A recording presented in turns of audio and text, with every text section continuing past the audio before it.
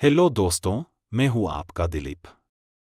आज जो मैं बात करने वाला हूं वो सिर्फ अपने अनुभव और मेरी समझ के आधार पे करने वाला हूं। मेरा मकसद ना ही किसी की बात को झुठलाना है ना ही झूठा साबित करना है। मैं बस अपना अनुभव साझा करना चाहता हूं आपसे।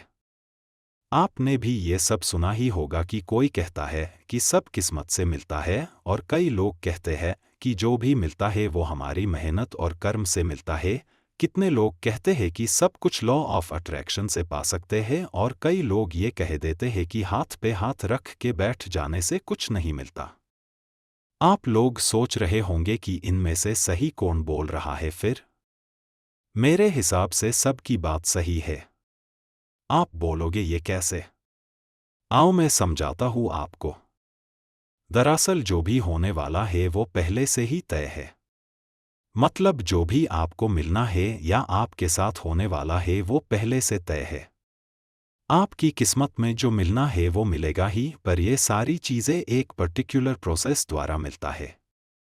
फॉर एग्जाम्पल, यदि किसी के किस्मत में पैसा है तो किस्मत उस इंसान के सोच को बदल देता है, फिर वो इंसान पैसे के बारे में ज़्यादा से ज़्यादा सोचने लगता है।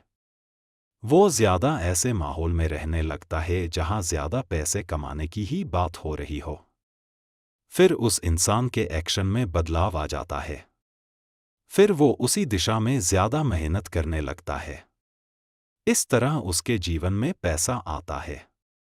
इस बात को कुछ 4 या 5 टुकड़ों में बांट दूं तो सबकी बात सच दिखेगी आपको। 1. क्या सब किस्मत से मिलता है? जवाब हाँ। 2. क्या लॉ ऑफ अट्रैक्शन काम करता है? जवाब हाँ। 3. क्या जो भी मिलता है वो मेहनत और कर्म से मिलता है? जवाब हाँ। 4. क्या बैठे रहने से कुछ नहीं मिलता है ये बात सच है? जवाब हाँ। पर जो भी होने वाला है वो पहले से तय है। हम लोग सिर्फ मोहरे हैं, मतलब जो भी हम करने वाले होते हैं वो पहले से निर्धारित होता है। मतलब कर्म हमारे हाथ में है, ये कैसे कह सकते हैं? ये कैसे कह सकते हैं कि हम कर्म करते हैं और फिर उस कर्म के हिसाब से हमें फल मिलता है? इस बात को ध्यान से समझना। हमारे हिंदू धर्म में 4 युग है। 1. सतयुग, 2. त्रेता युग, 3. द्वापर युग, 4. कल युग।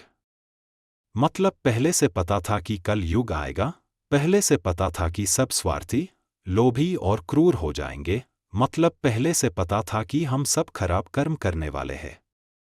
जब कर्म हमारे हाथ में है तो पहले से कैसे पता लग गया कि हम खराब कर्म करने वाले हैं?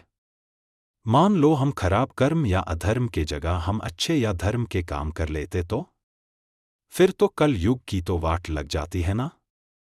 पर दोस्तों ऐसा नहीं हो सकता, क्योंकि सब पहले से तय है कि क्या होगा। इसी बात को जारी रखने के लिए आप हमारा दूसरा पार्ट देख लीजिए। धन्यवाद।